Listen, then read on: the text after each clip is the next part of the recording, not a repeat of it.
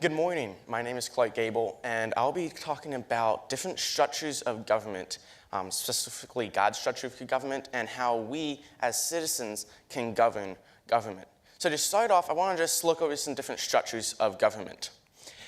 With fascism, you have two cows. The government takes both cows and sells you the milk. With Nazism, you have two cows. The government takes both of your cows and then shoots you. With capitalism, you have two cows. You sell one of them, and you buy a bull. See, the Founding Fathers recognized this principle of capitalism, this structure of government, as a basic foundational government for our United States. But they also found out one other thing. Our early founders discovered that a government was built upon the people. James Madison and the Declaration of Independence state that public opinion sets bounds to every government and is the real sovereign in every one. And the Declaration says that to secure these rights, governments are instituted among men, deriving their just powers from the consent of the governed. Furthermore, Thomas Jefferson said that those entrusted with power have, in time and by slow operations, perverted it into tyranny. And it is believed that the most effectual means of preventing this would be to illuminate the minds of the people at large. The founders recognized that a government is built upon the people, for the people, by the people. And that if someone is not given an accountability by the citizens, then their government would be perverted into tyranny. So this is the founding structure. What is God's structure for a government? According to Romans 13, it has three main goals that a government should uphold. First, to promote general welfare, then maintain public order, then restrain human evil. Now, surprisingly, if we take these three goals and we look at the Constitution's preamble and look at their three reasons for making their government, they're very similar. The Constitution states that we need to promote general welfare, ensure domestic tranquility, and provide for the common defense. Both of these 3 points on the Constitution's and from Romans 13 both illustrate that the founders had the biblical mindset in mind and God's template for government when they built their government. So what has really changed?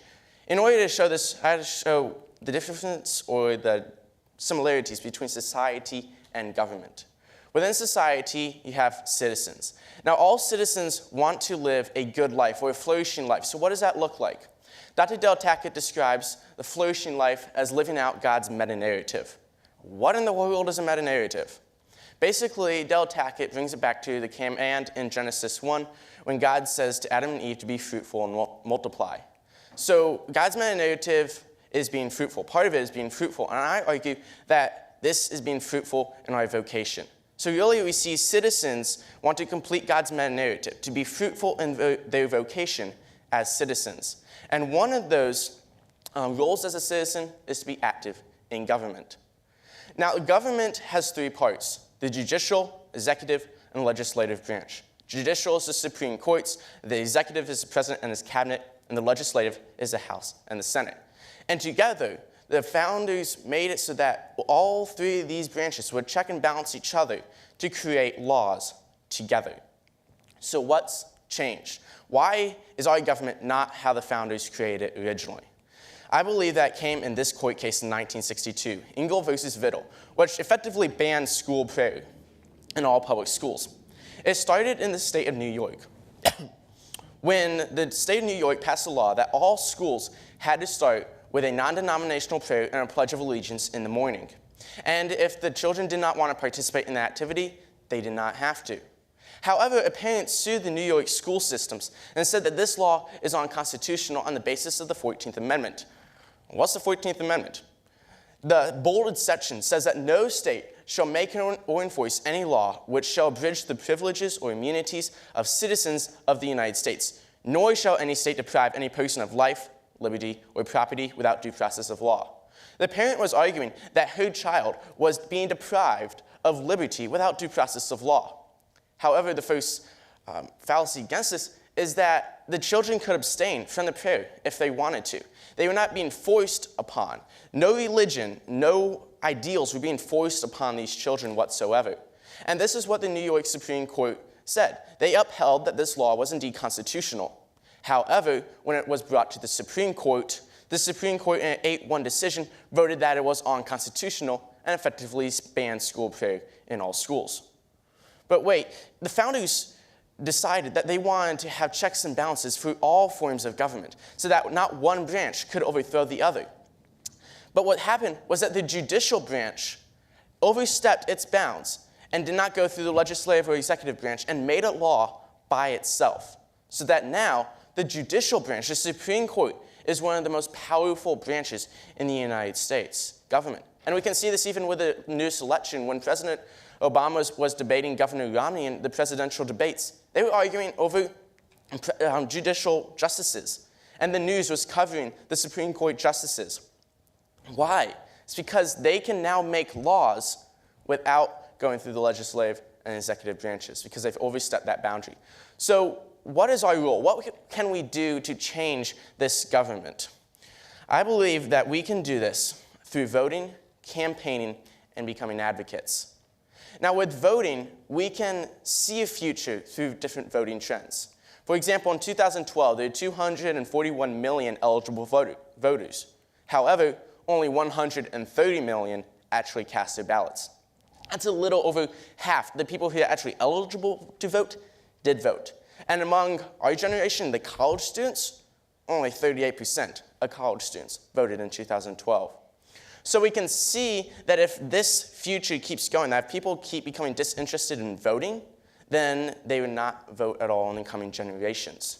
So because we can see this future, we can shape it. And I believe we can shape this future through campaigning.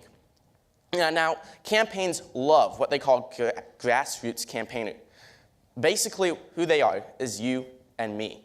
They're common citizens, blue-collar workers, that are not politically involved, that don't have any political agendas or anything. You can go door to door. You can make phone calls. You can volunteer. You can mail out letters, all encouraging people to vote, encouraging them to vote for your candidate and get out there and be active citizens. So we can shape the future through campaigning. But if we shape the future and see and shape the future, that's good by itself.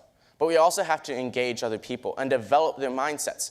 And we can do that, we can do that by becoming advocates. Basically, what I'm doing now. We can do that by showing the common citizenry of the difference between the government, how it was, and how it is. And then encourage them to vote, encourage them to campaign, encourage them to be active citizens, to fight for their freedoms, to fight for what is right, to fight for their freedom. So I want to show this quick video before we end. For history does not long entrust the care of freedom to the weak or the timid. Nations may rise, fall, but an idea lives on. Lose freedom here, there's no place to escape to. This is the last stand on earth. History hasn't been easy on America. We've waged war in foreign fields and secured the blessings of liberty. But history isn't simply the story of our triumph. It's also the story of our struggles. And we are no strangers to hardship. Each generation of Americans is tested, and we're entering a time of tribulation, disappearing jobs, disappointing politics. But beyond that lies the second American century, a new golden age. Our generation is being called not to win a revolution, but to preserve one, to recall the source of the blessings of liberty before liberty is squandered by those who do not understand that it can be lost forever. We are being called to declare that the principles of our founders are timeless, not temporary.